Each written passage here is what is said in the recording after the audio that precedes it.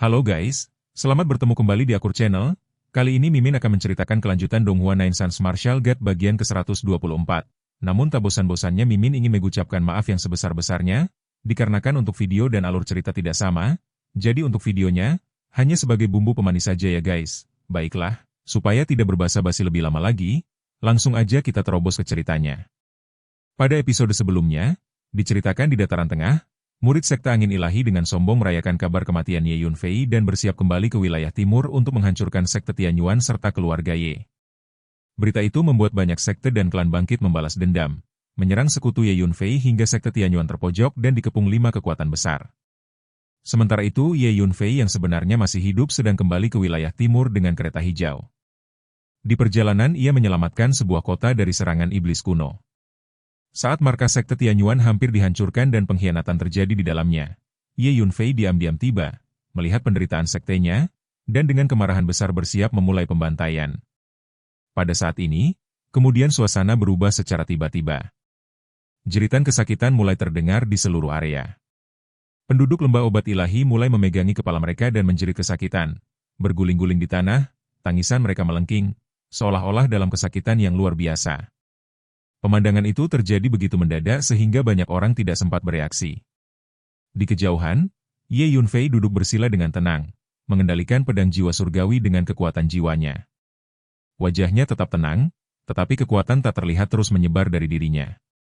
Kecepatan pedang jiwa surgawi terlalu cepat. Kecepatannya bahkan melampaui persepsi banyak praktisi bela diri yang hadir di tempat itu. Hampir seketika, hal itu menyerang semua orang di lembah obat ilahi. Ribuan orang menjerit kesakitan. Adegan ini menyebabkan ekspresi semua orang berubah drastis.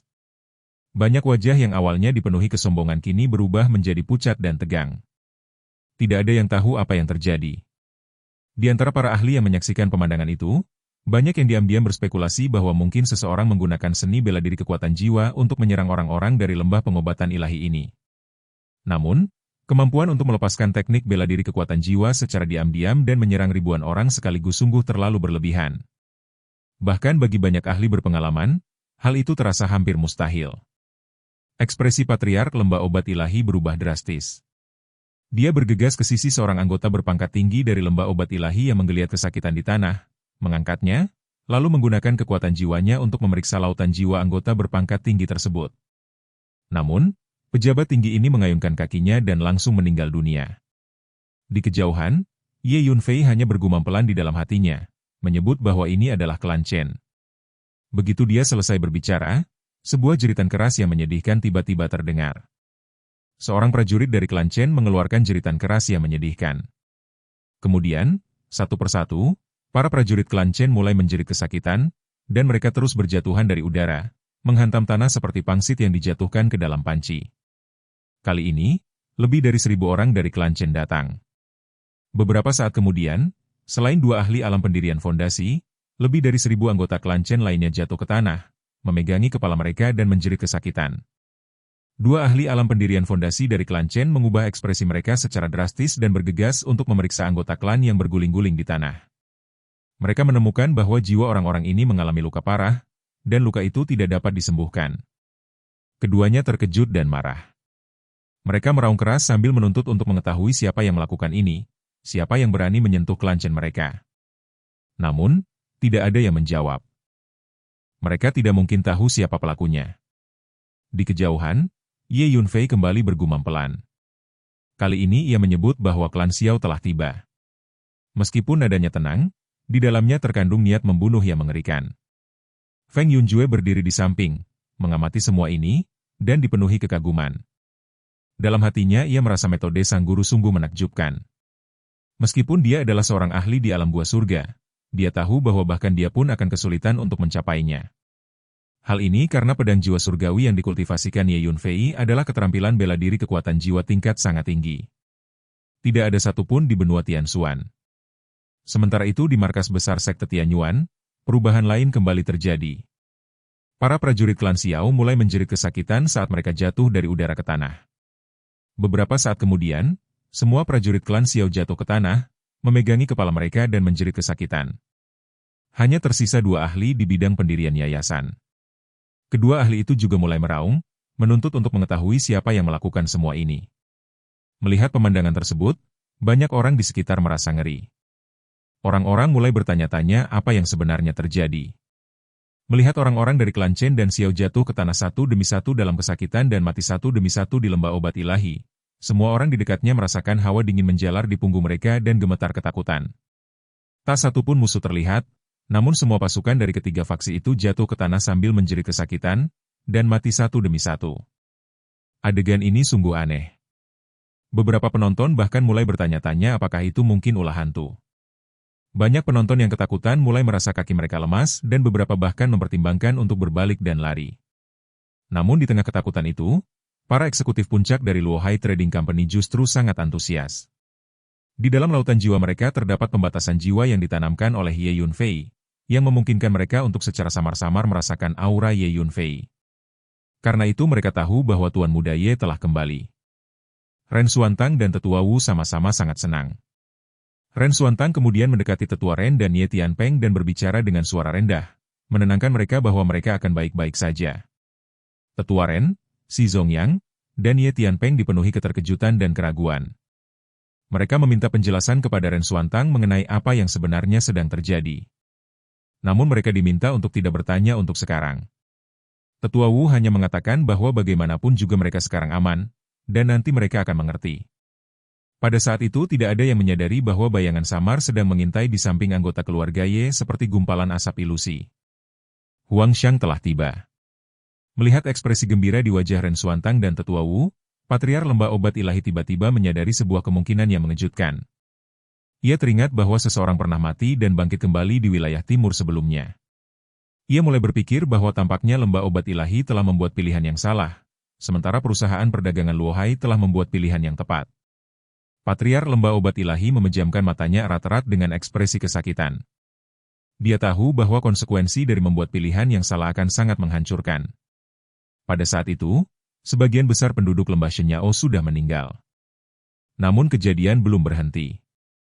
Para anggota klan petir juga mulai memegangi kepala mereka dan menjerit kesakitan. Kedua ahli alam pendirian fondasi dari klan Lei sangat marah, tetapi mereka tidak berdaya untuk menghentikannya. Melihat situasi yang semakin buruk, dua ahli alam pendirian fondasi dari Sekte Surga Terpencil mencoba memimpin pasukan mereka untuk pergi. Tetapi para anggota Sekte Langit Terpencil juga mulai memegangi kepala mereka dan menjerit kesakitan. Sekalipun mereka ingin pergi, mereka tidak bisa. Dua ahli alam pendirian fondasi dari Tanah Suci Kaisar Langit merasakan hawa dingin menjalar di punggung mereka dan mencoba melarikan diri bersama pasukan mereka. Namun orang-orang dari Tanah Suci Kaisar juga mulai berteriak kesakitan. Klan Chen, Klan Xiao, Klan Lei, Sekte Huang Tian, dan pasukan Tanah Suci Kaisar Langit jika digabungkan berjumlah hampir 10.000 orang. Dari kejauhan terlihat hampir 10.000 praktisi bela diri tergeletak di tanah, menjerit kesakitan dan berguling-guling menderita. Selain itu orang terus meninggal dunia. 10 ahli alam pendirian fondasi yang tersisa hanya bisa meraup marah kepada musuh tak dikenal yang bersembunyi. Namun tidak ada tanggapan. Mereka seperti 10 badut yang menampilkan pertunjukan solo. Beberapa saat kemudian, markas Sekte Tianyuan menjadi sunyi senyap. Sepi seperti kuburan. Klan Chen, Klan Xiao, Klan Lei, Sekte Surga Terpencil, Tanah Suci Kaisar Langit, semua kekuatan mereka telah dimusnahkan. Hampir 10.000 mayat tergeletak berserakan di tanah. Ke-10 ahli alam pendirian fondasi hanya bisa menatap kosong. Mereka datang dengan pasukan besar untuk memusnahkan Sekte Tianyuan dan keluarga Ye di depan dunia. Namun mereka tidak pernah menyangka akan berakhir seperti ini. Hancur total. Ironisnya, mereka bahkan belum melihat wajah musuh. Seluruh markas Sekte Tianyuan dipenuhi mayat, menyerupai kuburan. Tubuh-tubuh para praktisi bela diri yang sebelumnya datang dengan penuh kesombongan kini tergeletak kaku di tanah. Bau darah memenuhi udara dan membuat suasana terasa semakin menyesakan. Semua orang yang berada di sekitar lokasi kejadian merasakan merinding dan ketakutan. Adegan yang mereka lihat benar-benar melampaui imajinasi mereka. Sejumlah besar praktisi bela diri yang penakut telah melarikan diri jauh, merangkak dan berlarian. Mereka tidak lagi peduli pada harga diri atau martabat sebagai kultivator, karena ketakutan telah sepenuhnya menguasai hati mereka. Banyak dari mereka merasa tidak sanggup lagi menonton adegan mengerikan seperti itu. Di tengah kesunyian yang menyesakan itu, pria tua jangkung dan kurus dari klan Chen berdiri dengan wajah pucat namun dipenuhi amarah. Matanya menyala-nyala dipenuhi kemarahan yang tak terbatas. Ia menarik napas dalam-dalam sebelum sekali lagi mengangkat suaranya dan menuntut untuk mengetahui siapa sebenarnya orang yang berada di balik semua pembantaian ini dan mengapa mereka membantai begitu banyak orang dari pihaknya. Namun tetap tidak ada yang menjawab. Tidak ada satupun suara yang menanggapi kemarahannya. Di tempat yang sangat jauh dari sana, Ye Yunfei duduk bersila di tanah dengan tenang. Saat ini wajah Ye Yunfei agak pucat. Dalam sekali serang, Ye Yunfei menyerang puluhan ribu pendekar bela diri, yang sangat menguras kekuatan jiwanya. Namun ekspresinya tetap tenang. Ye Yunfei mengeluarkan sebuah pil berharga dari cincin penyimpanannya dan memasukkannya ke dalam mulutnya. Ledakan kekuatan penyembuhan segera terjadi di dalam tubuhnya. Suatu kekuatan penyembuhan yang dahsyat menyebar ke seluruh tubuh dan kemudian berkumpul menuju lautan jiwa. Pil berharga ini secara khusus digunakan untuk memulihkan kekuatan jiwa. Setelah meminum pil berharga itu, Ye Yunfei dengan cepat merasakan bahwa kekuatan jiwanya hampir pulih. Matanya kemudian menatap ke arah markas sekte Tianyuan. Dengan kekuatan jiwanya yang kuat, ia dapat dengan jelas merasakan keberadaan 10 ahli alam pendirian fondasi yang masih tersisa. Saat itu sebuah senyum dingin perlahan muncul di wajahnya. Kini giliran 10 orang tua itu.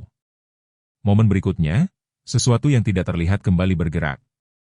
Di dalam markas sekte Tianyuan, kedua ahli pendirian fondasi klan Chen tiba-tiba merasakan sesuatu yang mengerikan. Mereka merasakan sebuah pedang kecil yang menakutkan tiba-tiba memasuki lautan jiwa mereka dan menyerang tubuh jiwa mereka. Rasa sakit yang mengerikan langsung meledak di dalam kesadaran mereka. Jeritan menyedihkan pun terdengar. Karena tak sanggup menahan rasa sakit yang luar biasa, keduanya mulai menjerit kesakitan. Melihat pemandangan itu, semua orang yang menyaksikan kejadian tersebut terkejut. Tidak hanya para prajurit biasa yang diserang. Bahkan para ahli di alam pendirian yayasan pun telah diserang. Kedua ahli alam pendirian fondasi dari klan Chen jatuh ke tanah sambil menjerit kesakitan dan memohon belas kasihan. Di sisi lain, 8 ahli alam pendirian fondasi lainnya melihat situasi ini dan ekspresi mereka berubah drastis. Rasa takut yang belum pernah mereka rasakan sebelumnya muncul di hati mereka. Mereka tidak berani tinggal lebih lama lagi. Mereka segera melarikan diri ke kejauhan. Namun kecepatan mereka sama sekali tidak dapat dibandingkan dengan kecepatan pedang jiwa surgawi milik Ye Yunfei. Baru saja mereka berhasil melarikan diri dalam jarak pendek ketika tubuh mereka mulai gemetar. Satu persatu mereka memegang kepala mereka dan menjerit kesakitan. Dengan tingkat kekuatan jiwa Ye Yunfei saat ini, pedang jiwa surgawi yang dia gunakan sudah mampu menghadapi para ahli di tahap akhir alam cairan mendalam. Menggunakannya untuk menghadapi kultivator alam pendirian fondasi ini seperti menggunakan palu godam untuk memecahkan kacang. Itu adalah tugas yang sangat mudah. Namun Ye Yunfei tidak langsung membunuh mereka. Ia sengaja membuat mereka menjerit kesakitan untuk beberapa saat sebelum mati. Ia ingin mereka merasakan kepedihan dan keputusasaan yang mendalam. Sebelumnya sekte dan klan yang kuat ini juga berencana menggunakan metode yang sama untuk menghadapi sekte Tianyuan dan keluarga Ye. Kini mereka sendiri yang merasakan penderitaan itu. 10 ahli alam pendirian fondasi itu berguling-guling di tanah sambil memohon belas kasihan. Namun tidak ada yang dapat menyelamatkan mereka. Lambat laun suara mereka semakin lemah. Napas mereka juga semakin lemah. Akhirnya, ke-10 ahli dari alam pendirian fondasi itu tewas seketika. Pada saat itu sebuah kesunyian yang menakutkan menyelimuti seluruh area di sekitar sekte Tianyuan. Pasukan dari 5 sekte dan klan utama telah sepenuhnya dimusnahkan. Tidak satupun yang selamat. Orang-orang yang berada di sekitar sekte Tianyuan semuanya merasa ketakutan. Kaki mereka terasa lemas. Beberapa orang bahkan hampir tidak dapat berdiri. Seseorang tiba-tiba berteriak bahwa kejadian ini terlalu menakutkan. Kemudian orang itu mulai berlari. Setelah itu yang lain juga mulai berlari. Tidak lama kemudian semua ahli bela diri yang sebelumnya datang untuk menonton peristiwa ini mulai melarikan diri dengan putus asa ke kejauhan. Dalam sekejap seluruh area menjadi kosong. Tidak ada satupun penonton yang tersisa. Di dalam markas sekte Tianyuan, orang-orang dari sekte Tianyuan, keluarga Ye, dan perusahaan perdagangan Luohai semuanya terkejut sekaligus gembira. Mereka tidak tahu apa yang sebenarnya terjadi. Tetua Ren menarik napas panjang. Bahaya yang mengancam sekte Tianyuan akhirnya berhasil diatasi untuk sementara waktu. Bagi mereka hal itu sudah merupakan keajaiban besar. Setidaknya untuk saat ini sekte Tianyuan dan keluarga Ye tidak akan musnah. Kesadaran ini membuat banyak orang langsung merasa sangat lega. Tidak lama kemudian orang-orang dari sekte Tianyuan, keluarga Ye, dan perusahaan dagang Luohai semuanya mulai bersorak gembira. Mereka menyadari bahwa mereka tidak harus mati. Namun di sisi lain seseorang sedang mencoba melarikan diri. Di dekat sekte Tianyuan, seorang lelaki tua menggunakan teknik pergerakannya untuk melesat menjauh. Orang tua ini tidak lain adalah patriark dari lembah obat ilahi. Ia memanfaatkan kekacauan yang terjadi untuk menyelinap pergi bersama kerumunan. Ia diam-diam melarikan diri dari markas sekte Tianyuan. Dalam hatinya ia tahu bahwa jika Ye Yunfei benar-benar kembali, maka Ye Yunfei tidak akan pernah membiarkannya pergi. Semakin ia memikirkan peristiwa mengerikan yang baru saja terjadi, semakin ia yakin akan satu hal. Orang yang melakukan semua ini pasti Ye Yunfei. Ye Yunfei belum mati. Ye Yunfei telah kembali. Karena itu satu-satunya hal yang ia pikirkan sekarang adalah melarikan diri sejauh mungkin. Ia ingin melarikan diri dari Kekaisaran Qin Agung. Ia ingin melarikan diri dari wilayah timur. Ia ingin pergi ke dataran barat, hutan belantara utara, atau perbatasan selatan. Kemana saja tidak masalah. Yang penting ia tidak pernah kembali lagi. Namun tiba-tiba ia berhenti. Ekspresinya berubah drastis. Di depannya berdiri seorang lelaki tua berbaju hitam. Orang itu menghalangi jalannya dan menatapnya dengan mata dingin. Patriark lembah obat ilahi langsung berteriak dengan marah dan memperingatkan agar orang itu menyingkir dari jalannya. Ia bahkan mengancam bahwa jika orang itu tidak menyingkir, maka ia tidak akan bersikap sopan lagi. Namun lelaki tua berbaju hitam itu tetap berdiri di tempatnya. Dengan wajah tanpa ekspresi ia mengatakan bahwa tuannya ingin bertemu dengannya. Patriark lembah obat ilahi terkejut. Ia bertanya siapa sebenarnya tuan orang ini. Jawaban yang ia terima membuat tubuhnya langsung menjadi dingin. Pria tua berbaju hitam itu mengatakan bahwa nama belakang tuannya adalah Ye. Saat mendengar nama itu, seluruh tubuh Patriark lembah obat ilahi langsung terasa lemas. Ia menyadari bahwa semuanya telah berakhir. Sebelum ia sempat melakukan apapun, lelaki tua berbaju hitam itu bergerak. Telapak tangan melayang dengan kecepatan kilat.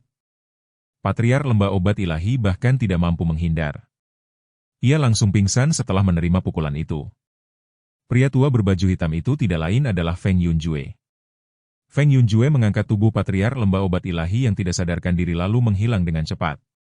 Sementara itu di markas sekte Tianyuan, Ren Xuantang tiba-tiba menerima pesan telepati. Tubuhnya langsung gemetar. Ekspresi terkejut muncul di wajahnya. Ia akhirnya yakin. Ye Yunfei telah kembali. Ia segera memanggil semua orang untuk kembali ke ruang dewan. Para petinggi sekte Tianyuan, keluarga Ye, dan perusahaan perdagangan Luohai semua mengikuti Ren Xuantang.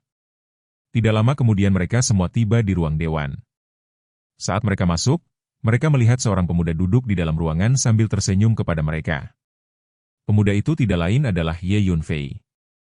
Melihat Ye Yunfei, Ye Tianpeng langsung berlari ke depan. Matanya dipenuhi air mata kebahagiaan. Ia memegang bahu putranya dengan erat. Ia merasa sangat gembira karena putranya ternyata masih hidup. Ye Yunfei hanya tertawa ringan. Ren Xuantang kemudian memimpin para petinggi perusahaan perdagangan Luohai untuk berlutut memberi hormat.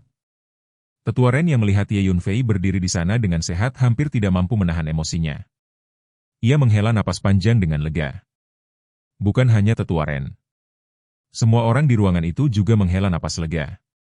Karena saat mereka melihat Ye Yunfei, mereka semua langsung mengerti satu hal. Sekte Tianyuan dan keluarga Ye kini benar-benar aman. Suasana di ruang dewan perlahan menjadi tenang setelah kegembiraan atas keselamatan semua orang mereda. Ye Yunfei berdiri dengan tenang di hadapan mereka. Kilatan tajam terpancar dari matanya ketika ia menyampaikan dengan suara tenang bahwa mulai saat ini tidak seorang pun di wilayah timur akan berani menindas keluarga Ye dan sekte Tianyuan miliknya. Ucapan itu terdengar sederhana, tetapi aura dingin yang menyertainya membuat semua orang yang hadir merasakan kekuatan tekad yang luar biasa. Jika Ye Yunfei kembali lebih lambat kali ini, sekte Tianyuan dan anggota keluarga Ye mungkin sudah musnah. Pikiran itu membuat hatinya terasa dingin. Ye Yunfei tidak akan pernah membiarkan hal seperti itu terjadi untuk kedua kalinya. Oleh karena itu, Ye Yunfei berencana untuk menyelesaikan masalah ini sekali dan untuk selamanya. Dalam dunia kultivasi ada pepatah lama yang selalu diingat oleh banyak orang. Naga memiliki sisik yang tidak dapat disentuh. Siapapun yang menyentuhnya pasti akan membuat naga itu murka. Bagi Ye Yunfei, keluarga dan sekte adalah sisik naga itu. Keluarga dan sekte adalah titik lemah Ye Yunfei. Kali ini, fakta bahwa sekte dan klan besar di wilayah timur ini berani menyerang keluarga Ye dan sekte Tianyuan benar-benar membuat Ye Yunfei marah. Ren Xuantang berdiri tidak jauh dari Ye Yunfei. Ia memperhatikan kilatan keganasan yang samar di mata pemuda itu. Dalam hatinya ia tidak bisa menahan diri untuk berpikir bahwa bagi sekte dan klan besar di wilayah timur, badai sesungguhnya bahkan belum dimulai. Ye Yunfei kemudian memalingkan pandangannya kepada tetua Ren. Ia menatap lelaki tua itu dan menanyakan bagaimana situasi korban jiwa yang terjadi dalam pertempuran sebelumnya. Tetua Ren segera menjawab dengan jujur. Ia mengatakan bahwa tidak ada seorang pun dari keluarga Ye yang terluka atau tewas. Namun sekitar sepertiga dari murid sekte Tianyuan telah tewas. Selama serangan terhadap markas sekte Tianyuan oleh pasukan dari 5 kekuatan besar, banyak murid sekte Tianyuan yang gugur dalam pertempuran. Mendengar hal itu, Ye Yunfei hanya mengangguk perlahan. Ia menyatakan bahwa ia akan membantu para murid yang telah meninggal untuk mendapatkan keadilan. Kemudian Ye Yunfei memandang ke arah Ren Xuantang. Ia bertanya bagaimana kondisi perusahaan perdagangan Luohai. Ren Xuantang menjawab dengan jujur bahwa perusahaan perdagangan Luohai mereka telah menderita kerugian yang cukup besar. Sebelumnya, ketika kota Luohai ditembus, perusahaan perdagangan Luohai kehilangan sekitar setengah dari personelnya. Di antara korban tersebut terdapat cukup banyak ahli di alam kondensasi sejati. Mendengar laporan itu, Ye Yunfei hanya mengangguk. Baginya satu hal sangat jelas. Dendam ini harus dibalaskan. Kemudian Ye Yunfei mengangkat tangannya. Beberapa ratus botol giok tiba-tiba terbang keluar dari cincin penyimpanannya dan melayang di udara. Botol-botol giok itu kemudian berhenti di depan tetua Ren. Ramuan di dalam botol tersebut adalah obat khusus untuk penyembuhan. Ye Yunfei meminta tetua Ren untuk membagikannya kepada siapapun yang membutuhkan. Tetua Ren segera mengangguk dan menerima botol-botol giok itu. Pada saat itu pintu aula terbuka. Feng Yunjue masuk sambil menggendong seseorang. Orang itu tidak lain adalah sesepuh dari lembah obat ilahi. Dengan santai Feng Yunjue melemparkan lelaki tua itu ke depan Ye Yunfei. Melihat Ye Yunfei berdiri di hadapannya, wajah sesepuh lembah obat ilahi langsung berubah pucat. Ia ketakutan setengah mati. Tubuhnya langsung berlutut di tanah dan mulai bersujud berulang kali. Ia memohon agar Ye Yunfei mengampuni nyawanya. Ia mengatakan bahwa sebelumnya ia hanya kebingungan dan gagal menghentikan tindakan penguasa lembah. Ye Yunfei tidak mempedulikan kata-kata itu. Ia memandang Ren Xuantang dan memberi perintah. Ia meminta Ren Xuantang mengirim seseorang untuk menyampaikan surat kepada masing-masing dari 5 kekuatan besar, Klan Chen, Klan Xiao, Klan Lei, Sekte Surga Terpencil, dan Tanah Suci Kaisar Langit. Isi surat itu sangat sederhana. Mereka diminta untuk bersiap. Dalam waktu 5 hari, seseorang akan datang mengetuk pintu dan menghabisi seluruh keluarga mereka. Mendengar perintah itu Ren Xuantang langsung terkejut. Namun ia segera menenangkan dirinya dan mengangguk dengan tergesa-gesa. Setelah itu Ye Yunfei memandang tetua Ren. Ia meminta tetua Ren membawa beberapa orang untuk membersihkan markas sekte Tianyuan terlebih dahulu. Tetua Ren segera mengangguk setuju. Kemudian tetua Ren, Ye Tianpeng, Ren Xuantang, dan yang lainnya meninggalkan aula dewan dan memimpin anak buah mereka untuk membersihkan markas sekte Tianyuan yang dipenuhi mayat. Akhirnya hanya Ye Yunfei, Feng Yunjue, dan sesepuh lembah obat ilahi yang tersisa di aula itu. Ye Yunfei menatap lelaki tua itu dengan dingin. Ia kemudian bertanya apakah lelaki tua itu ingin mati atau ingin hidup. Pertanyaan itu membuat tubuh sesepuh lembah obat ilahi gemetar. Ia segera mengatakan bahwa ia ingin hidup. Ia memohon kepada Ye Yunfei untuk mengampuni nyawanya. Ia bahkan tidak memiliki sedikit pun niat untuk melawan. Ia tahu dengan jelas bahwa bahkan pelayan tua berpakaian hitam di samping Ye Yunfei pun bukanlah lawan yang mampu ia hadapi. Ye Yunfei kemudian memberikan syarat. Jika ia ingin hidup, ia harus melepaskan lautan jiwanya dan membiarkan Ye Yunfei menanamkan pembatasan jiwa. Jika tidak, ia tidak akan memiliki peluang untuk bertahan hidup. Mendengar kata-kata itu ekspresi sesepuh lembah obat ilahi langsung berubah. Ia mengerti arti dari pembatasan jiwa. Jika pembatasan itu ditanamkan di lautan jiwanya, maka mulai saat itu ia harus benar-benar patuh kepada Ye Yunfei. Ye Yunfei tidak mengatakan apapun lagi.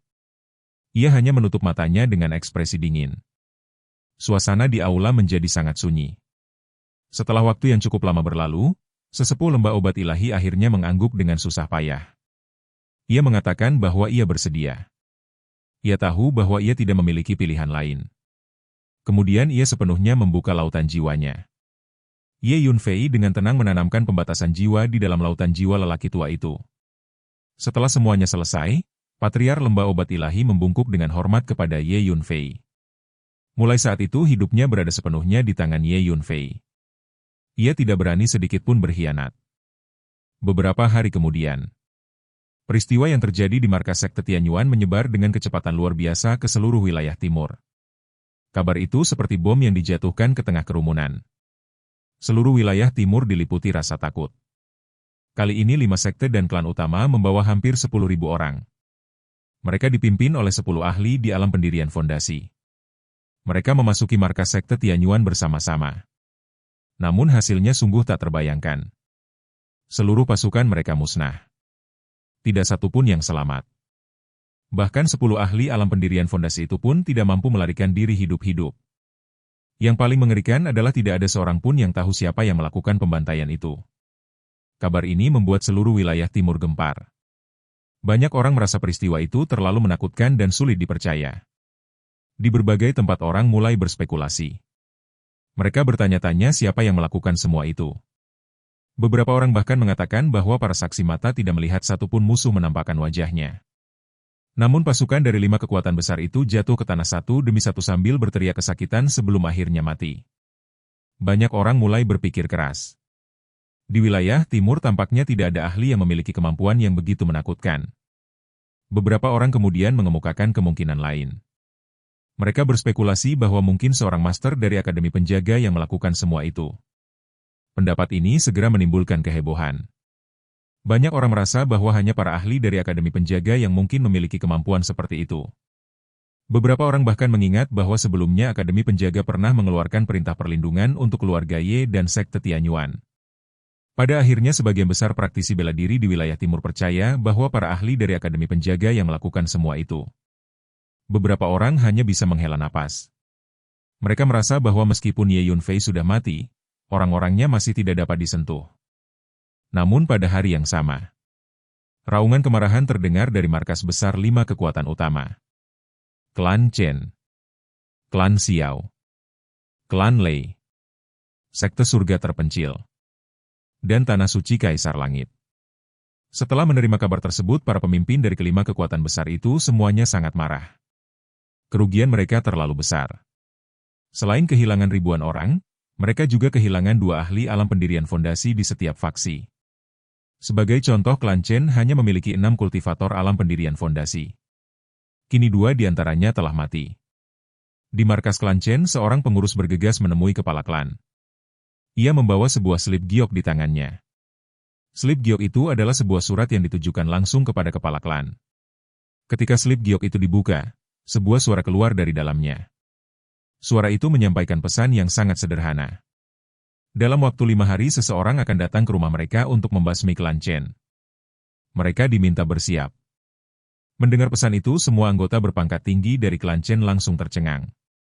Kemudian kemarahan besar meledak. Para petinggi Klan Chen semuanya sangat marah. Keluarga Chen adalah keluarga besar dan makmur, dengan sejarah panjang dan warisan budaya yang mendalam. Selama bertahun-tahun, klan ini telah berkembang menjadi salah satu kekuatan paling berpengaruh di wilayah timur. Sebagai salah satu klan utama di wilayah timur, Klan Chen bahkan dapat mengguncang seluruh wilayah hanya dengan hentakan kaki mereka. Nama mereka saja sudah cukup membuat banyak sekte kecil dan keluarga bangsawan lainnya gemetar ketakutan. Namun sekarang, seseorang benar-benar berani mengatakan bahwa dalam waktu 5 hari ia akan datang langsung ke markas mereka dan membasmi Klan Chen. Bagaimana mungkin para anggota berpangkat tinggi dari Klan Chen tidak marah? Kemarahan mereka meledak seperti api. Tetua Klan Chen bahkan tertawa dengan sangat marah. Tawa itu terdengar dingin dan penuh amarah ketika ia menyatakan bahwa ia ingin melihat siapa yang berani membuat seperti itu, datang dan memusnahkan Klan Chen mereka dalam waktu 5 hari. Di aula utama Klan Chen, suasana segera menjadi tegang.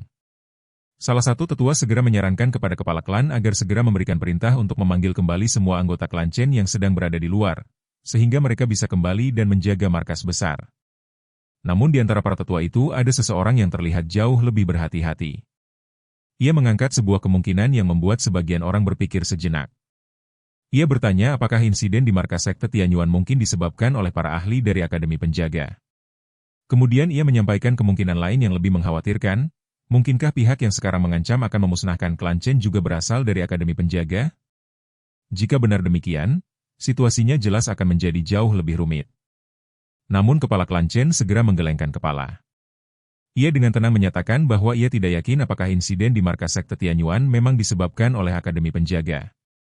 Namun satu hal yang menurutnya sangat jelas adalah bahwa pihak yang mengancam untuk memusnahkan klan Chen pasti bukan Akademi Penjaga. Ia juga menambahkan bahwa hal itu tentu saja bukan pasukan dari Zhongzhou. Kemudian kepala klan Chen mulai menjelaskan sebuah sejarah lama yang hanya diketahui oleh sedikit orang. Dahulu kala, musuh kuat dari luar perbatasan pernah menyerbu benua Tianshuan. Perang besar yang terjadi saat itu hampir menghancurkan 4 wilayah besar di benua tersebut: timur, barat, utara, dan selatan. Kekuatan keempat wilayah itu merosot dengan sangat tajam setelah perang tersebut. Hanya Zhongzhou yang mengalami kerugian relatif kecil. Karena itu, setelah perang besar berakhir, dataran tengah atau Zhongzhou menjadi wilayah yang paling kuat, sementara 4 wilayah lainnya menjadi jauh lebih lemah. Setelah itu, atas saran seorang tokoh yang dikenal sebagai pelindung, Zhongzhou memberikan sebuah jaminan penting. Dalam jaminan tersebut dinyatakan bahwa tidak ada kekuatan di Zhongzhou yang diizinkan untuk terlalu ikut campur dalam pembangunan 4 wilayah lainnya. Secara khusus, tindakan seperti memusnahkan suatu sekte atau klan sama sekali dilarang. Jika hal seperti itu sampai terjadi, maka seluruh benua Tianshuan akan menganggapnya sebagai tindakan musuh dari luar perbatasan. Jaminan ini pada awalnya disarankan oleh seorang guru jalan yang sangat dihormati. Dan Akademi Jalan tentu saja akan mematuhi jaminan itu. Karena alasan itu, kepala klan Chen menyimpulkan bahwa pihak yang mengancam untuk memusnahkan klan Chen jelas bukan Akademi Penjaga. Mendengar penjelasan tersebut, tetua yang sebelumnya berhati-hati akhirnya menghela napas lega. Ia merasa bahwa kemungkinan terburuk telah tereliminasi. Kepala klan Chen kemudian menambahkan bahwa selain itu, tidak mungkin pula ada kekuatan dari dataran tengah yang melakukan hal seperti ini. Penjelasan tersebut membuat para tetua lainnya semakin percaya diri. Mereka mulai tertawa terbahak-bahak. Dalam pandangan mereka, jika pihak yang mengancam itu bukan berasal dari Zhongzhou, maka siapa lagi di wilayah timur yang memiliki keberanian sebesar itu? Salah seorang tetua bahkan berkata dengan nada mengejek bahwa ia ingin melihat siapa di wilayah timur yang berani bersikap sombong dan menyatakan niat untuk memusnahkan klan Chen. Namun di tengah tawa mereka, seorang tetua lainnya mengingatkan sesuatu yang penting. Ia meminta agar masalah ini segera dilaporkan kepada keempat patriark klan Chen. Ia juga menyarankan agar mereka diundang kembali untuk datang dan memberikan dukungan kepada klan. Pada saat yang sama, kejadian yang sama juga terjadi di 4 kekuatan besar lainnya. Para anggota berpangkat tinggi dari klan Xiao, klan Lei, sekte Huang Tian, dan Tanah Suci Tianhuang juga menerima surat yang sama. Isi surat itu sederhana tetapi mengejutkan. Mereka diminta bersiap-siap karena dalam 5 hari seseorang akan datang untuk memusnahkan mereka. Setelah menerima surat tersebut, para pemimpin dari keempat faksi itu tentu saja sangat marah. Mereka segera mengeluarkan perintah kepada seluruh pasukan mereka. Semua pasukan diminta kembali ke markas dan mempersiapkan diri untuk pertempuran yang menentukan. Berita ini dengan cepat menyebar ke seluruh wilayah timur. Sekali lagi wilayah itu menjadi gempar. Sebuah sekte dan klan terkemuka di wilayah timur benar-benar terancam pemusnahan. Hal ini sungguh mengejutkan. Banyak praktisi bela diri tidak dapat mempercayai kabar tersebut. Mereka bertanya-tanya siapa sebenarnya orang yang begitu berani sehingga berani menyatakan bahwa ia akan datang dan memusnahkan 5 sekte dan klan besar hanya dalam waktu 5 hari. Di berbagai kota dan sekte, diskusi mengenai hal ini terus berlangsung. Beberapa orang bahkan mulai mengingat bahwa kelima kekuatan besar yang menerima ancaman itu sebelumnya telah mengirim orang untuk menghadapi sekte Tianyuan dan keluarga Ye. Karena itu banyak orang mulai berspekulasi bahwa masalah ini pasti ada hubungannya dengan sekte Tianyuan dan keluarga Ye. Namun segera muncul keraguan. Banyak orang mengingat bahwa Ye Yunfei sudah mati. Dengan kekuatan sekte Tianyuan dan keluarga Ye, mereka sama sekali tidak mungkin melakukan sesuatu yang begitu mencengangkan. Karena itu pertanyaan besar muncul kembali. Jika bukan mereka, maka siapa sebenarnya orang itu? Meski tidak ada jawaban yang pasti, banyak orang merasa bahwa peristiwa ini pasti akan menjadi tontonan besar. Sementara seluruh wilayah timur masih dipenuhi spekulasi, sebuah berita sensasional lain kembali menyebar 1 hari kemudian. Kali ini kabar yang beredar adalah bahwa sekelompok jenius muda dari pasukan terkuat di dataran tengah telah datang ke wilayah timur. Para jenius muda tersebut sekarang menjadi tamu di antara 5 sekte dan klan besar yang sedang terancam itu. Menurut kabar yang beredar, di antara para jenius muda dari Zhongzhou tersebut, yang terkuat adalah seorang ahli di alam cairan mendalam. Berita ini membuat banyak orang di wilayah timur terkejut. Banyak anak muda bahkan belum pernah mendengar tentang alam cairan mendalam. Mereka bertanya-tanya tingkat kekuatan seperti apa sebenarnya itu. Hal ini tidak mengherankan. Karena di wilayah timur, para ahli terkuat yang diketahui kebanyakan orang hanyalah mereka yang berada di alam pendirian fondasi. Bagi generasi muda di wilayah timur, seorang ahli di alam pendirian fondasi sudah dianggap sebagai sosok yang sangat kuat. Namun tiba-tiba mereka mendengar bahwa ada seorang ahli di alam cairan mendalam. Beberapa pakar veteran kemudian menjelaskan bahwa di atas alam pendirian fondasi terdapat alam cairan mendalam. Dan para ahli di alam tersebut biasanya hanya dapat ditemukan di dataran tengah. Penjelasan ini membuat banyak anak muda menarik napas tajam. Mereka baru menyadari bahwa kekuatan Zhongzhou benar-benar menakutkan. Para jenius muda dari sana bahkan memiliki kekuatan yang melampaui para ahli terkuat di wilayah timur. Sementara itu di markas klan Chen, sebuah jamuan makan besar sedang berlangsung. Jamuan itu sangat meriah. Di ujung meja utama duduk seorang pria berjubah ungu dengan ekspresi yang sangat angkuh. Ia adalah 11 Feng. 4 tetua klan Chen bersama sejumlah besar anggota berpangkat tinggi duduk mengelilinginya seperti bintang-bintang yang mengelilingi bulan. Mereka semua berusaha keras untuk menyenangkan tamu istimewa itu. Mereka memuji 11 Feng sebagai sosok yang luar biasa. Mereka bahkan mengatakan bahwa kehadiran 11 Feng merupakan kehormatan besar bagi klan Chen. Namun 11 Feng hampir tidak memperhatikan mereka. Ia hanya duduk dengan santai, minum anggur sendirian. Sebagai seorang ahli di alam cairan mendalam, para anggota klan Chen yang berpangkat tinggi ini terlalu lemah di matanya.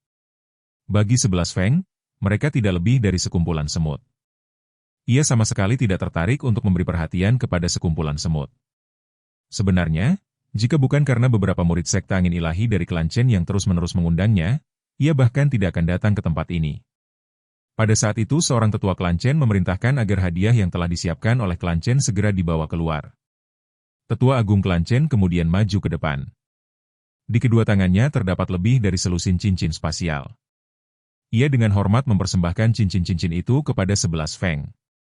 11 Feng menggunakan kekuatan jiwanya untuk memeriksa isi cincin-cincin tersebut. Ketika ia merasakan bahwa cincin-cincin itu dipenuhi berbagai harta karun berharga, ekspresinya sedikit melunak.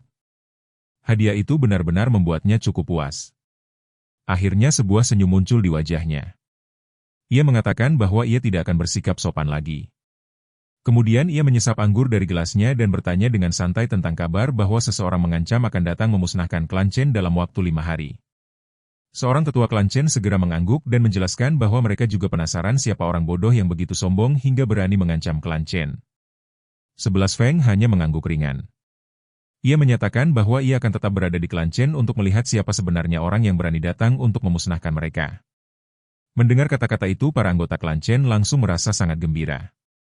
Mereka tertawa dengan penuh percaya diri. Bagi mereka, dengan kehadiran 11 Feng di sini, klan Chen akan menjadi sekokoh gunung Tai. Bagaimanapun juga, 11 Feng adalah seorang ahli di alam cairan mendalam. Dengan keberadaannya, siapa lagi di seluruh wilayah timur yang mungkin dapat membahayakan klan Chen? Keempat tetua klan Chen bahkan secara diam-diam memuji para murid mereka yang telah berhasil membawa 11 Feng kembali ke markas klan Chen. Pada saat yang sama, di markas besar 3 kekuatan utama lainnya di wilayah timur, klan Xiao, klan Lei, dan sekte Huang Tian, suasana juga tidak kalah meriah. Di ketiga tempat itu, jamuan makan tingkat tertinggi sedang diadakan untuk menghibur para jenius muda yang datang dari Zhongzhou. Para tamu yang datang bukanlah orang biasa. Beberapa ahli dari sekte api surgawi di dataran tengah telah tiba melalui sekte surga terpencil. Beberapa ahli dari keluarga Feng Yun juga telah datang dan kini berada di wilayah klan Lei. Selain itu, beberapa ahli dari klan Xiao yang berasal langsung dari Zhongzhou juga telah tiba di markas klan Xiao di wilayah timur. Di dalam markas klan Xiao, sebuah aula besar dipenuhi oleh para tetua dan petinggi klan. Di tengah-tengah mereka duduk seorang pemuda yang tampak luar biasa. Pemuda itu tinggi, tampan, dan memancarkan aura percaya diri yang kuat. Tatapannya tajam, seolah-olah ia memandang dunia dengan sedikit rasa meremehkan. Pemuda itu memandang para anggota berpangkat tinggi klan Xiao dari wilayah timur yang mengelilinginya, lalu berbicara dengan nada dingin. Dalam pandangannya, Ia benar-benar tidak pernah menyangka bahwa cabang klan Xiao yang datang ke wilayah timur dan mendirikan klan Xiao di sini akan jatuh ke keadaan seperti sekarang. Pemuda ini berasal dari klan Xiao di Zhongzhou. Klan Xiao di wilayah timur sebenarnya hanyalah cabang dari klan Xiao yang berada di dataran tengah. Setelah mendengar kata-kata pemuda itu, para anggota berpangkat tinggi klan Xiao di wilayah timur hanya bisa menundukkan kepala dengan wajah memerah. Mereka merasa sangat malu. Namun mereka tidak mampu membantah. Karena bagi klan Xiao yang berada di Zhongzhou, klan Xiao di wilayah timur memang terlalu lemah. Di wilayah timur, anggota terkuat dari klan Xiao hanyalah 7 orang ahli di alam pendirian fondasi. Namun pemuda yang kini duduk di hadapan mereka memiliki kekuatan yang sama sekali berbeda. Pemuda itu bernama Xiao Haifei. Ia berasal dari klan Xiao di Zhongzhou. Dan yang lebih mengejutkan, ia adalah seorang ahli alam cairan mendalam tingkat awal. Dengan kata lain, setiap jenius muda yang dengan mudah dikirim oleh klan Xiao dari Zhongzhou sudah cukup untuk menghancurkan seluruh klan Xiao yang berada di wilayah timur. Namun meskipun kekuatan mereka sangat berbeda, Xiao Haifei tetap mengakui satu hal. Meskipun mereka lemah, mereka tetaplah anggota dari klan Xiao. Dan tidak sembarang orang boleh menindas mereka. Ia bahkan mengatakan bahwa ia ingin melihat siapa yang begitu berani sampai-sampai berani menyatakan akan memusnahkan seluruh keluarga. Nada suaranya penuh ejekan. Sebagai seorang ahli di alam cairan mendalam, Xiao Haifei sangat percaya diri. Ia yakin bahwa dengan kekuatannya, ia dapat menaklukkan seluruh wilayah timur tanpa kesulitan. Para anggota berpangkat tinggi klan Xiao di wilayah timur segera merasa sangat gembira setelah mendengar kata-kata itu. Bagi mereka, keberadaan seorang ahli alam cairan mendalam yang berada langsung di markas klan adalah jaminan keamanan yang sangat besar. Sementara itu, di tempat lain, di markas sekte Tianyuan. Setelah 2 hari penuh kerja keras membersihkan medan pertempuran, markas sekte Tianyuan akhirnya berubah total. Semua mayat telah dipindahkan. Semua bercak darah telah dibersihkan. Udara yang sebelumnya dipenuhi bau darah kini kembali bersih. Ketenangan seperti biasanya akhirnya pulih kembali. Selama 2 hari terakhir, Ye Yunfei tidak terlihat oleh siapapun. Ia tinggal di dalam menara pantom untuk memulihkan diri. Setelah 2 hari berlalu, kekuatan jiwa Ye Yunfei akhirnya hampir pulih sepenuhnya. Bahkan terasa jauh lebih halus dibandingkan sebelumnya. Setelah itu Ye Yunfei menggunakan teknik 1000 transformasinya. Tubuhnya berubah. Dalam sekejap ia telah berubah menjadi seorang pemuda yang sama sekali tidak dikenali. Dengan penyamaran itu, ia berjalan perlahan melewati markas besar sekte Tianyuan. Sambil berjalan, Ye Yunfei mengamati sekelilingnya. Ia melihat formasi pelindung yang mengelilingi markas sekte. Dalam hatinya ia menyadari bahwa formasi gunung ilahi 5 elemen surgawi yang mendalam masih berada pada tingkatan yang terlalu rendah. Formasi itu bahkan tidak mampu menghentikan para ahli di alam pendirian fondasi. Karena itu Ye Yunfei mulai berpikir. Jika nanti mereka berhasil mengumpulkan cukup material untuk formasi, mereka perlu menyiapkan beberapa formasi susunan yang jauh lebih canggih. Ye Yunfei berjalan perlahan sambil memikirkan hal tersebut. Terakhir kali, di pegunungan Tianjin di Zhongzhou, ia pernah mendirikan lebih dari 100 formasi sekaligus. Formasi-formasi itu bahkan tidak dapat ditembus dengan mudah oleh para ahli di alam gua surga. Dalam dunia kultivasi, baik alkimia maupun pembentukan susunan sama-sama membutuhkan tingkat kekuatan yang cukup untuk mendukungnya. Semakin tinggi kekuatan seorang kultivator, semakin kompleks formasi yang bisa ia ciptakan. Seiring dengan peningkatan kekuatan Ye Yunfei, formasi susunan yang dapat ia buat juga semakin kuat. Ye Yunfei terus berjalan di sekitar markas besar. Karena ia menggunakan teknik transformasi surgawi, tidak ada seorang pun yang mengenalinya. Di sepanjang jalan ia melihat banyak wajah yang ia kenal. Ia melihat You Mu. Ia melihat Aniu. Ia juga melihat banyak kenalan lainnya. Tidak lama kemudian ia juga melihat Long Yinging. Long Yinging ternyata telah mencapai tahap akhir alam kondensasi. Dilihat dari fluktuasi energi spiritual yang terpancar dari tubuhnya, tampaknya ia akan segera menembus ke alam pendirian fondasi. Melihat itu, Ye Yunfei mengangguk diam-diam. Ia menyadari bahwa kecepatan kultivasi Long Yinging meningkat pesat setelah garis keturunan prajuritnya diaktifkan. Pada saat itu Ye Yunfei tiba-tiba menerima pesan telepati dari Tetua Ren. Dalam pesan itu disebutkan bahwa Chen Xuan telah tiba di sekte Tianyuan bersama muridnya, Tang Feng. Chen Xuan berencana untuk bergabung dengan sekte Tianyuan. Setelah berpikir sejenak, Ye Yunfei memberikan jawabannya. Ia mengatakan bahwa jika Chen Xuan benar-benar ingin bergabung dengan sekte Tianyuan, maka biarkan saja ia mengikuti Patriark Lembah Obat Ilahi mulai sekarang. Chen Xuan dulunya adalah seorang ahli alkimia terkenal di Kekaisaran Qin. Namun kemudian ia sangat terkesan dengan kemampuan alkimia Ye Yunfei dan ingin menjadi murid Ye Yunfei. Ye Yunfei sebelumnya menyuruhnya untuk tetap tinggal di kota Kekaisaran Qin. Tanpa disangka Chen Xuan akhirnya datang ke sekte Tianyuan. Meskipun kemampuan alkimia Patriark Lembah Obat Ilahi jauh lebih rendah dibandingkan Ye Yunfei, ia tetap merupakan seorang ahli alkimia terkenal di seluruh wilayah timur.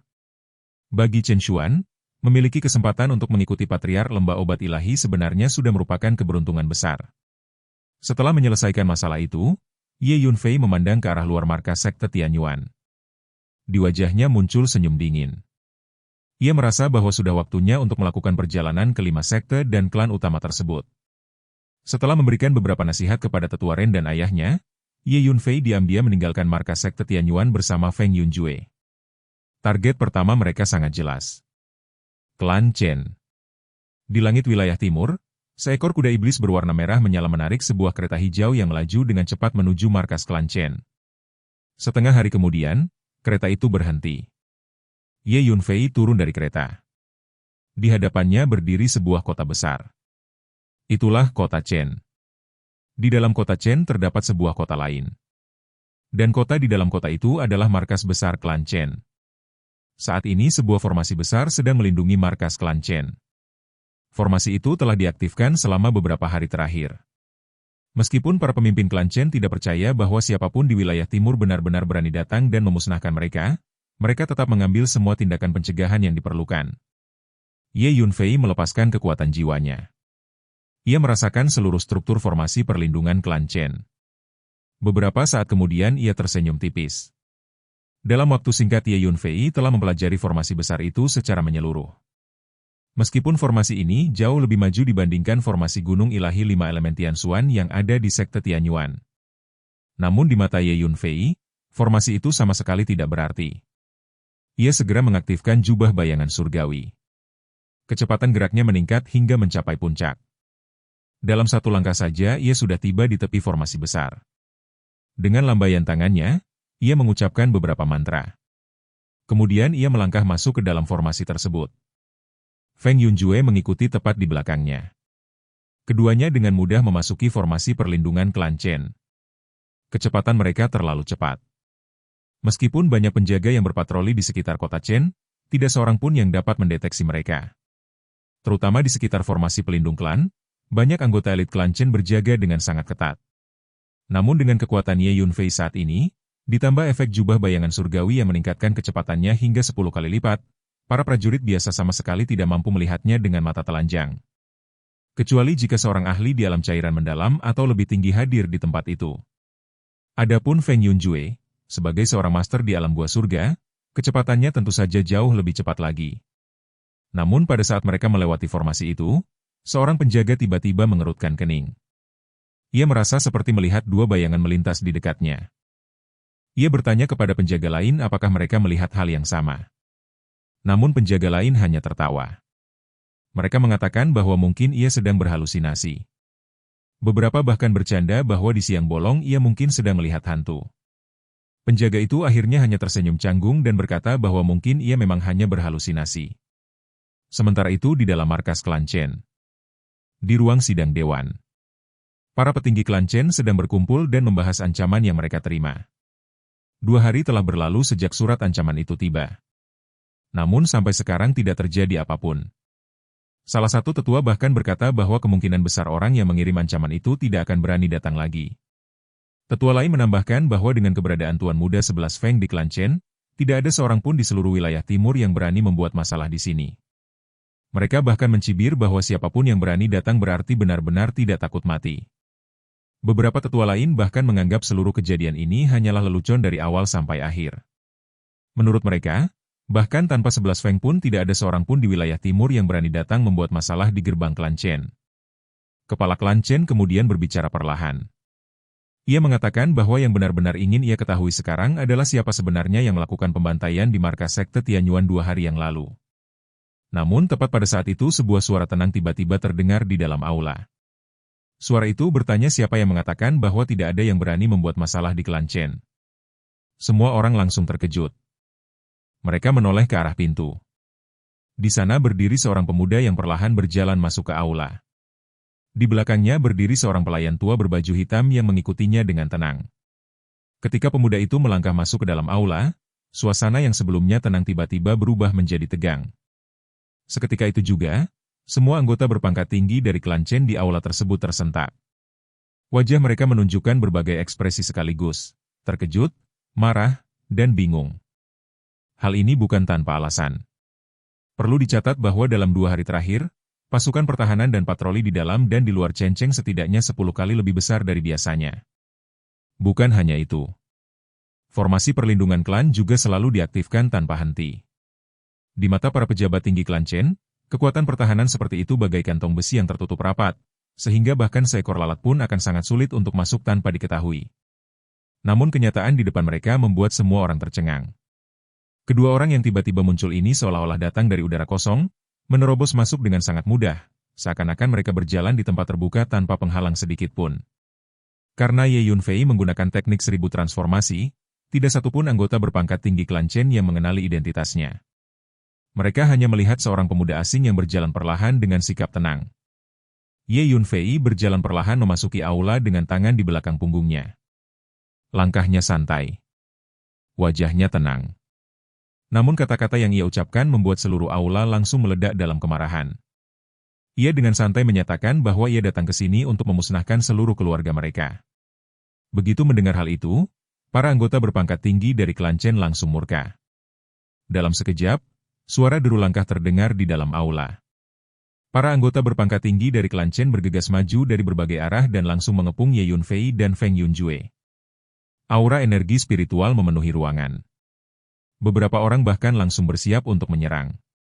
Namun di tengah keributan itu, seorang tetua klan Chen berbicara dengan suara pelan kepada orang-orang di sekitarnya. Ia meminta agar seseorang segera memberitahu keempat patriark klan Chen serta Tuan Muda 11. Mendengar perintah itu, seorang tetua langsung mengeluarkan sebuah slip giok dan mengirimkan pesan. Sementara itu seorang tetua lain melangkah maju. Ia memandang Ye Yunfei dengan tatapan tajam dan mulai menanyainya dengan suara keras. Ia meminta Ye Yunfei untuk mengatakan dengan jujur siapa sebenarnya dirinya.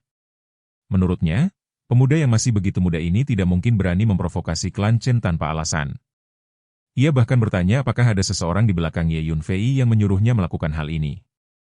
Namun Ye Yunfei sama sekali tidak menjawab pertanyaan itu. Ia hanya memandang tetua itu dengan tenang. Kemudian dengan sebuah pikiran, Ye Yunfei melepaskan pedang jiwa surgawi. Pedang tak terlihat itu langsung melesat menuju lautan jiwa tetua tersebut. Jeritan menyedihkan terdengar. Tubuh tetua itu terlempar ke belakang. Darah mengalir dari 7 lubang tubuhnya. Dalam sekejap ia langsung mati. Tetua itu hanya memiliki kekuatan tahap akhir alam kondensasi. Ia sama sekali tidak memiliki kemampuan untuk melawan pedang jiwa surgawi milik Ye Yunfei. Pemandangan ini membuat seluruh aula menjadi sunyi sesaat. Namun segera setelah itu, kemarahan para anggota klan Chen lainnya meledak. Salah satu tetua menunjuk Ye Yunfei dan meraung dengan marah. Ia mengatakan bahwa Ye Yunfei benar-benar berani datang ke klan Chen untuk membunuh orang. Menurutnya, tindakan seperti itu sama saja dengan mencari kematian. Namun sebelum ia sempat melakukan apapun, Ye Yunfei kembali menggerakkan pikirannya. Pedang jiwa surgawi kembali melesat. Tetua itu langsung menjerit. Tubuhnya terlempar ke belakang seperti layang-layang yang putus talinya. Ia jatuh ke tanah dalam keadaan tak bernyawa. Melihat dua tetua yang tewas begitu cepat, para anggota klan Chen berpangkat tinggi lainnya langsung merasa ngeri. Mereka mundur satu persatu. Wajah mereka dipenuhi keterkejutan. Tatapan mereka kepada Ye Yunfei dipenuhi rasa takut. Tidak seorang pun lagi berani berbicara sembarangan. Karena mereka bahkan tidak melihat bagaimana Ye Yunfei dan Feng Yunjue bergerak. Namun dua ahli di alam kondensasi sudah terbunuh begitu saja. Metode seperti ini terlalu aneh. Dan terlalu menakutkan. Tiba-tiba salah satu tetua klan Chen teringat sesuatu. Ia menunjuk Ye Yunfei dengan wajah pucat dan mengatakan bahwa mungkin pemuda inilah yang membunuh orang-orang di markas sekte Tianyuan 2 hari yang lalu. Ucapan itu membuat semua orang gemetar.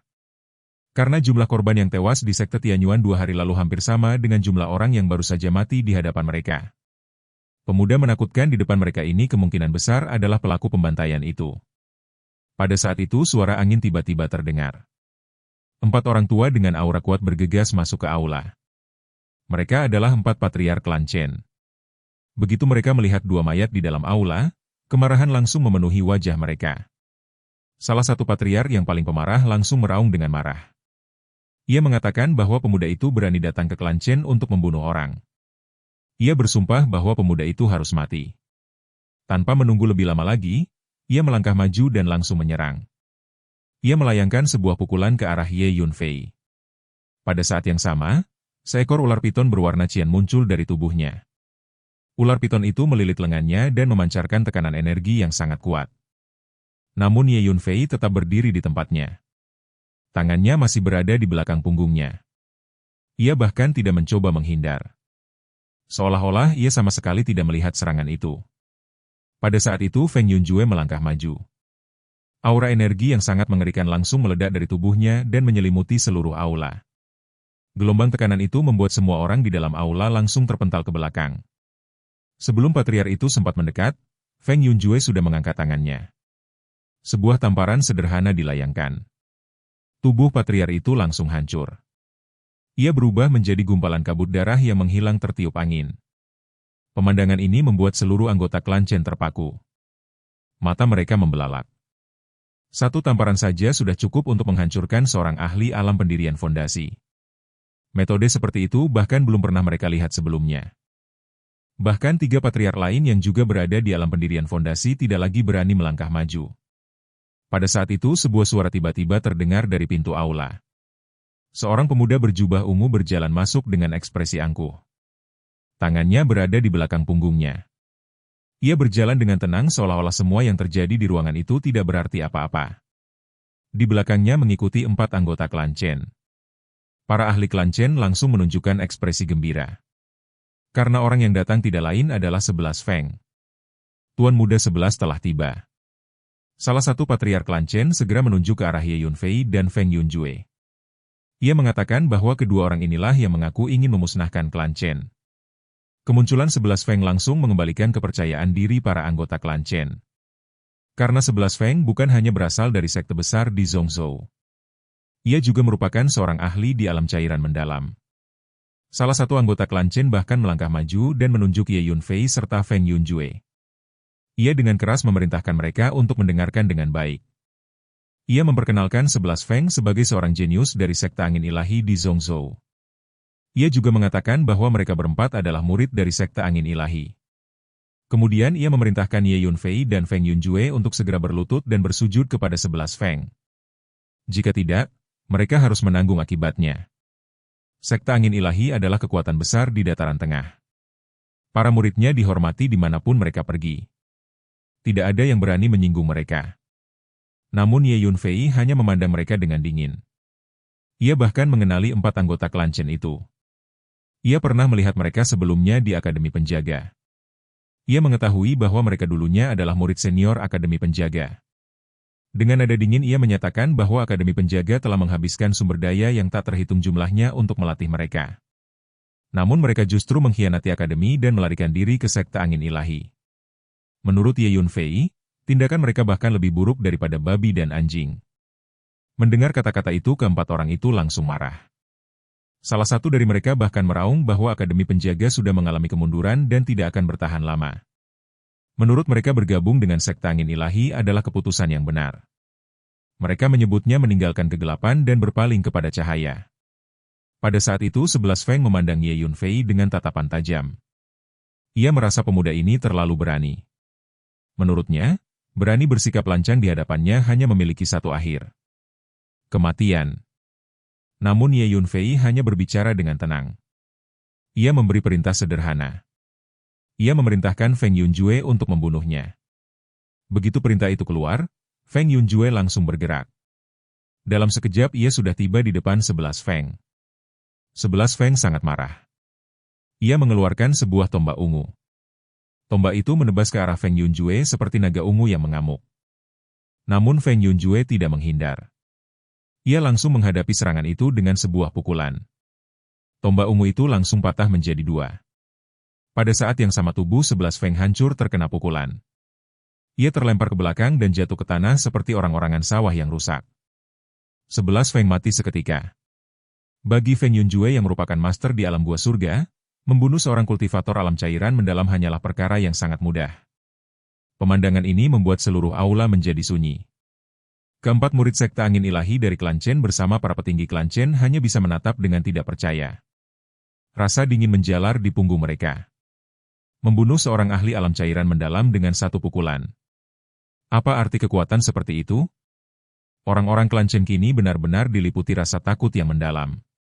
Setelah kematian 11 Feng yang terjadi begitu cepat dan mengejutkan, suasana di aula markas klan Chen menjadi sunyi mencekam. Tidak ada seorang pun yang berani bergerak. Semua orang hanya bisa menatap Ye Yunfei dan Feng Yunjue dengan rasa takut yang semakin dalam. Pada saat itu, Ye Yunfei memandang ke arah 4 anggota klan Chen yang sebelumnya telah bergabung dengan sekte angin ilahi. Tatapannya dingin dan penuh penilaian. Ia dengan tenang mengatakan bahwa para pengkhianat ini juga harus dibunuh. Ucapan itu terdengar sederhana, tetapi bagi keempat orang tersebut, kata-kata itu bagaikan lonceng kematian. Begitu mereka mendengar keputusan tersebut, rasa takut yang luar biasa langsung menguasai hati mereka. Tanpa berpikir panjang lagi, keempat anggota klan Chen itu langsung berbalik dan mencoba melarikan diri. Namun usaha mereka sama sekali tidak berarti apa-apa. Feng Yunjue jauh lebih cepat daripada mereka. Dalam sekejap ia sudah mengejar mereka. Sebuah serangan telapak tangan sederhana dilayangkan. Suara ledakan energi terdengar. Keempat orang itu langsung tewas dalam satu serangan. Keempat anggota klan Chen tersebut memang pantas menerima nasib itu. Mereka telah mengkhianati Akademi Penjaga di masa-masa tersulitnya. Ye Yunfei tidak pernah berniat membiarkan orang-orang seperti itu lolos dengan mudah. Setelah semuanya selesai, Ye Yunfei kembali mengalihkan pandangannya kepada para pemimpin klan Chen yang tersisa di aula. Dengan nada yang tetap tenang, ia mengatakan bahwa sekarang sudah waktunya untuk menyelesaikan urusan antara dirinya dan klan Chen. Ia mengakui bahwa klan Chen adalah klan besar di wilayah timur yang telah diwariskan selama bertahun-tahun. Sangat disayangkan jika klan sebesar itu harus musnah. Namun menurut Ye Yunfei, karena klan Chen telah memilih untuk memprovokasinya, maka mereka harus menanggung akibat dari keputusan tersebut. Meskipun suara Ye Yunfei terdengar tenang dan tidak menunjukkan emosi yang berlebihan, para anggota berpangkat tinggi dari klan Chen justru merasa semakin ketakutan. Wajah mereka menjadi pucat. Tubuh mereka mulai gemetar. Karena pasangan tuan dan pelayan yang berdiri di hadapan mereka memiliki kekuatan yang benar-benar menakutkan. Kekuatan itu bahkan melampaui tingkat pemahaman mereka. 11 Feng yang merupakan seorang ahli alam cairan mendalam pun telah tewas hanya dengan satu pukulan. Hal itu berarti satu hal yang sangat jelas. Di seluruh klan Chen tidak ada seorang pun yang mampu menahan satu pukulan pun dari pasangan tuan dan pelayan ini. Akhirnya seorang tetua dari klan Chen mengumpulkan keberaniannya. Dengan tubuh gemetar ia melangkah maju dan membungkuk dengan hormat kepada Ye Yunfei. Ia mengatakan bahwa klan Chen mereka memang tidak menyadari kemampuan luar biasa yang dimiliki Ye Yunfei. Ia mengakui bahwa mereka telah bersikap tidak sopan sebelumnya dan mengatakan bahwa mereka pantas mati 1000 kali. Namun tetua itu masih memiliki satu hal yang tidak ia mengerti. Ia ingin mengetahui mengapa Ye Yunfei ingin membalas dendam kepada klan Chen, padahal menurutnya klan Chen tidak pernah menyinggung perasaan Ye Yunfei. Mendengar pertanyaan itu, Ye Yunfei menjawab dengan tenang. Ia mengingatkan bahwa sebelumnya klan Chen pernah berjanji kepadanya bahwa mereka tidak akan lagi menjadi musuhnya. Namun klan Chen telah melanggar perjanjian tersebut. Mereka mengirim orang untuk berurusan dengan sekte Tianyuan dan keluarga Ye. Karena itu perselisihan ini jelas perlu diselesaikan dengan tuntas. Begitu mendengar penjelasan itu, para pemimpin klan Chen langsung terkejut. Beberapa saat kemudian mereka tiba-tiba menyadari sesuatu. Salah satu tetua langsung berteriak dengan tidak percaya. Ia akhirnya menyadari bahwa pemuda yang berdiri di hadapan mereka ini tidak lain adalah Ye Yunfei. Setelah mendengar nama itu, para anggota klan Chen berpangkat tinggi lainnya juga langsung tercengang. Wajah mereka dipenuhi rasa tidak percaya. Namun setelah berpikir dengan lebih teliti, mereka akhirnya menyadari bahwa pemuda asing yang berdiri di hadapan mereka itu memang Ye Yunfei. Salah seorang tetua bahkan menanyakan sesuatu dengan suara gemetar. Ia mengatakan bahwa menurut kabar yang beredar, Ye Yunfei telah dibunuh di Zhongzhou. Mendengar itu Ye Yunfei hanya tersenyum tipis. Ia mengakui bahwa ia memang pernah dibunuh. Namun menurutnya tidak akan mudah bagi siapapun untuk benar-benar mengambil nyawanya. Ia masih hidup. Namun bagi klan Chen, situasinya berbeda. Menurut Ye Yunfei, mulai hari ini klan Chen akan lenyap dari wilayah timur. Ia mengucapkan kata-kata itu dengan ekspresi yang sangat santai, seolah-olah ia hanya sedang membicarakan hal yang tidak penting. Karena Ye Yunfei tahu bahwa para anggota klan Chen yang ada di hadapannya tidak memiliki kesempatan sedikit pun untuk melarikan diri. Karena itu ia tidak terburu-buru. Ia berbicara perlahan dan tenang. Mendengar kata-kata itu, salah satu tetua klan Chen segera mencoba memohon belas kasihan. Ia mengakui bahwa kali ini klan Chen memang bersalah. Mereka dibutakan oleh keserakahan dan berani melawan sekte Tianyuan serta keluarga Ye. Tetua itu mengatakan bahwa klan Chen bersedia memberikan kompensasi apapun hingga Ye Yunfei merasa puas. Ia bahkan berjanji bahwa mulai hari ini klan Chen tidak akan pernah menjadi musuh Ye Yunfei lagi. Namun Ye Yunfei hanya tertawa. Ia merasa bahwa ucapan itu sangat lucu. Menurutnya klan Chen masih ingin menyelesaikan masalah dengan kompensasi. Ia bertanya dengan nada mengejek apakah benar ada kesepakatan semurah itu di dunia ini. Ia juga mengingatkan bahwa ucapan klan Chen tidak pernah bisa dianggap serius. Ye Yunfei bahkan bertanya apakah mereka benar-benar menganggap dirinya seperti anak kecil yang bisa ditipu begitu saja. Ia kemudian menambahkan satu hal yang membuat semua orang di aula menjadi semakin pucat. Jika ia membantai seluruh anggota klan Chen, maka semua kekayaan klan Chen juga akan menjadi miliknya. Setelah itu Ye Yunfei memberikan satu perintah singkat kepada Feng Yunjue. Ia memerintahkan Feng Yunjue untuk melakukan pembunuhan. Feng Yunjue segera mengangguk. Ia melangkah maju. Tekanan energi yang sangat besar langsung menyembur keluar dari tubuhnya. Seluruh aula langsung dipenuhi tekanan energi yang menakutkan. Para anggota berpangkat tinggi klan Chen merasa seolah-olah sebuah gunung besar tiba-tiba menekan bahu mereka. Beberapa orang bahkan hampir tidak mampu berdiri. Seorang tetua tua yang sudah dipenuhi keringat mencoba berbicara dan memohon agar Ye Yunfei mengampuni mereka. Namun sebelum ia sempat menyelesaikan kata-katanya, Feng Yunjue sudah bergerak. Dengan satu pukulan telapak tangan, tubuh tetua itu langsung berubah menjadi kabut darah. Setelah itu Feng Yunjue melangkah lagi. Setiap langkahnya diiringi kematian. Dalam waktu singkat beberapa anggota klan Chen telah terbunuh semudah memotong melon dan sayuran. Melihat pemandangan itu, para anggota klan Chen lainnya tidak mampu menahan ketakutan mereka lagi. Mereka semua langsung berlutut. Mereka bersujud dengan putus asa sambil memohon belas kasihan. Kepala klan Chen sendiri juga memohon agar Ye Yunfei mengampuni klan mereka. Seorang leluhur tua bahkan berkata bahwa jika Ye Yunfei bersedia mengampuni klan Chen, maka mereka bersedia mengikuti Ye Yunfei dengan setia mulai sekarang dan melayaninya dengan segenap kekuatan mereka. Para pejabat tinggi lainnya juga ikut memohon. Meskipun mereka adalah tokoh berpengaruh di wilayah timur, pada saat menghadapi kematian mereka tidak berbeda dengan orang biasa. Mereka hanya ingin hidup. Mendengar kata-kata itu, hati Ye Yunfei sedikit tergerak. Ia kemudian menanyakan apakah mereka benar-benar serius. Leluhur tua itu segera menjawab dengan penuh keyakinan bahwa mereka benar-benar bersedia mengikuti Ye Yunfei selama ia mengampuni klan Chen. Ye Yunfei kemudian memandang para anggota klan Chen lainnya. Ia bertanya apakah mereka juga bersedia. Para anggota klan Chen berpangkat tinggi itu segera bersujud lagi dan mengatakan bahwa mereka bersedia. Akhirnya Ye Yunfei mengangguk. Ia mengatakan bahwa ia bisa memberi mereka satu kesempatan. Namun mereka harus melepaskan lautan jiwa mereka tanpa perlawanan. Ia akan menanamkan pembatasan jiwa. Jika mereka menerima syarat itu, ia akan menyelamatkan nyawa mereka.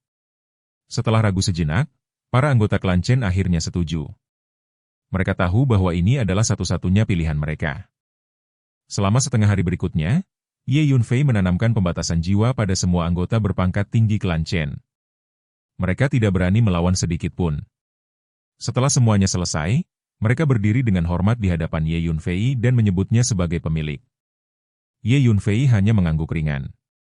Ia kemudian memerintahkan kepala klan Chen untuk membawa semua material susunan yang dimiliki klan Chen.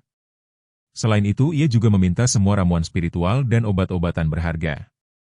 Ia berencana membangun beberapa formasi canggih di markas sekte Tianyuan. Dan saat ini hal yang paling kurang adalah bahan formasi. Kepala klan Chen segera pergi mengambil semuanya. Tidak lama kemudian ia kembali dengan sejumlah besar bahan susunan serta banyak ramuan dan obat berharga. Di antara koleksi Clan Chen bahkan terdapat lebih dari selusin tanaman obat kelas atas. Ye Yunfei segera menggunakan bahan-bahan tersebut untuk meracik sejumlah pil berharga. Pil-pil itu kemudian dibagikan kepada para anggota berpangkat tinggi Clan Chen. Ia mengatakan bahwa pil tersebut dapat membantu mereka menembus tingkat kultivasi dan meningkatkan kekuatan mereka dalam beberapa hari. Setelah itu, Ye Yunfei mengatakan bahwa semua urusan Clan Chen akan berjalan seperti biasa. Jika suatu hari ia membutuhkan sesuatu dari mereka, ia akan menghubungi mereka. Setelah mengatakan itu, Ye Yunfei membawa Feng Yunjue dan langsung pergi meninggalkan markas Clan Chen. Dan, adegan ini pun mengakhiri pertemuan kita kali ini. Terima kasih kepada semua yang telah menyimak dari awal sampai akhir video ini. Dan juga Mimin ingin mengucapkan terima kasih yang sebesar-besarnya kepada semua yang sudah subscribe Akur Channel. Semoga semuanya dimudahkan rezekinya, dan dilancarkan segala urusannya, juga disehatkan selalu setiap saat, dan terhindar dari segala penyakit. Amin.